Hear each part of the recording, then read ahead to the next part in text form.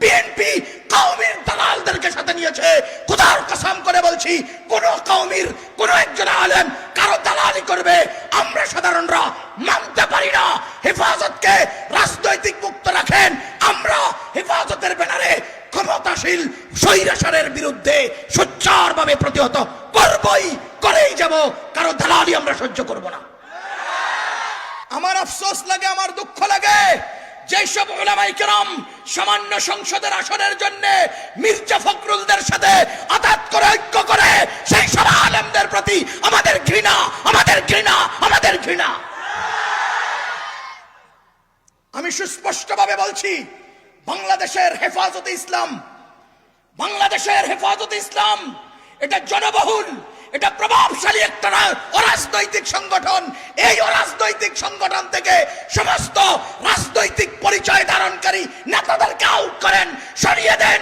হেফাজত নিয়ে টানা হেচড়া আমরা সহ্য করতে পারি না। জমিয়তের নেতারে বানাইছেন হেফাজতের নেতা, সে টানে হেফাজতকে জমিয়তের দিকে। খেলাফতের নেতারে বানাইছেন হেফাজতের নেতা, সে টানে খেলাফতের দিকে। আরেকজনকে বানাইছেন আরেকটা নেতা, সে টানে তার দিকে। না, আমরা চাই না অরাজনৈতিক হেফাজত অরাজনৈতিক থাকবে। আওয়ামী লীগ ফ্যাসিস্ট হবে, হেফাজত আঘাত করবে।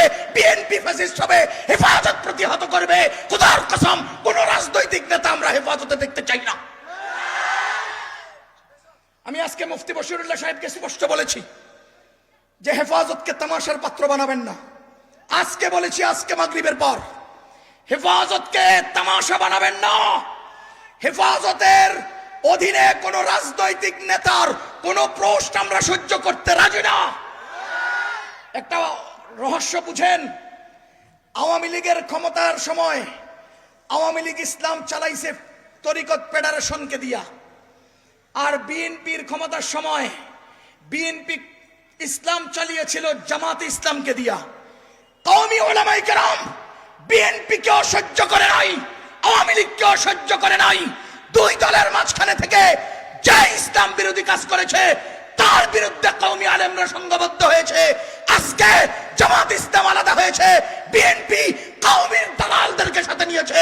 খোদার কসম করে বলছি, কোন কওমির কোন একজন আলেম কারো দালালি করবে আমরা সাধারণরা মানতে পারি না।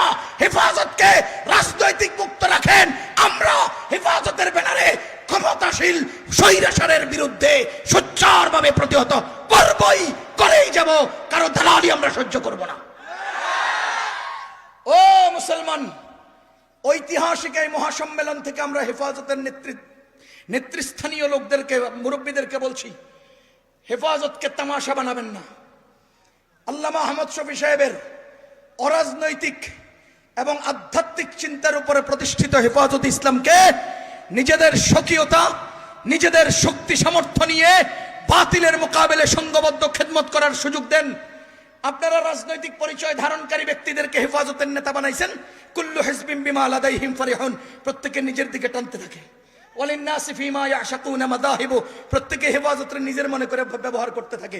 আমার আজকের মিডিয়াগুলো হেফাজতকে রাজনৈতিক দল বলে পরিচয় দিতে চাচ্ছে। আমাদের কলিজা বিদীর্ণ হয়, আমাদের অন্তরে ব্যথা লাগে।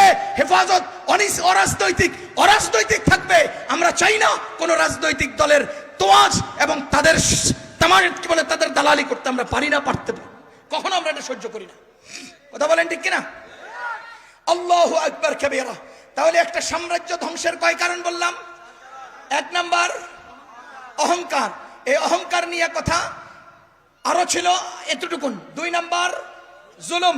বলেন জুলুমের কোন মাত্রা কি ওরা বাকি রাখছে? আয়নাগর থেকে শুরু করে প্রতিটি ইঞ্চি ইঞ্চি জমিনে তারা জুলুম করেছে। তিন নাম্বার খেয়ানত, প্রত্যেকটা টেবিলে এমনকি ত্রাণের সামগ্রী পর্যন্ত তারা খেয়ানত করেছে, চুরি করেছে। চার নাম্বার মিথ্যা এবং ধোঁকা, মানুষকে মিথ্যা আর ধোঁকার মধ্যে সব সময় নিমজ্জিত করে রেখেছে। সব সময় মিথ্যা ওয়াদা, মিথ্যা কথা তারা বলে গেছে। সুতরাং এই চার কারণে সাম্রাজ্য ধ্বংস হয়। আগামী সাম্রাজ্যবাদদেরকেও বলছি, এগুলোকে ভোট করে জনগণের হয়ে, জনগণের মাঝে, জনগণের জন্য রাজনীতি করবেন। জনগণের বুকে বসে জনগণের রক্ত চুষা রাজনীতি যদি করেন, জনগণ আপনাদের টুটে ছিঁড়ে ফেলবে ইনশাআল্লাহ। জনগণের হয়ে, বলেন জনগণের হয়ে, জনগণের মাঝে, জনগণের জন্য রাজনীতি করেন। জনগণ বুকে আর মাথায় রাখবে। জনগণের বুকে বসে জনগণের রক্ত চুষা রাজনীতি করবেন। জনগণ চোখ উখড়ে ফেলবে। আল্লাহ আমাদেরকে কথাগুলো বুঝার তৌফিক দান করুন। ওয়া আখিরু দাওয়ানা আনিল হামদুলিল্লাহ।